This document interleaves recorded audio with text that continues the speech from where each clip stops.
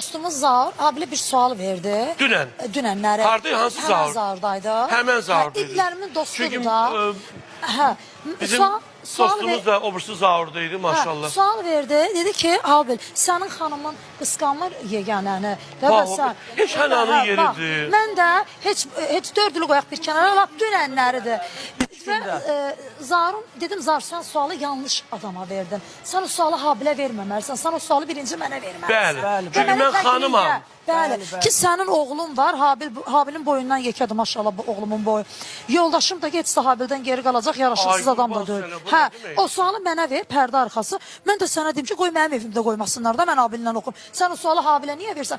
Habilin xanımına qaldıqda, Habilin xanımı yatsın dursun, gündə 500 dəfə Allaha dua eləsin, şükür eləsin. Ki mənim yoldaşım yeganə xanımla oxuyur. Yox, Habilin də sənəti var. Onun yoldaşı təbii ki, bilir ki, o sənətçidir. Bir xanımla oxumalıdır. Gedib oğlanla oxumayacaq ki, bütün günü. Yox, şərt bir şey var da, Tolik. Biri var, indiki oxuyanları görürük də, 2 gün ömrü olur.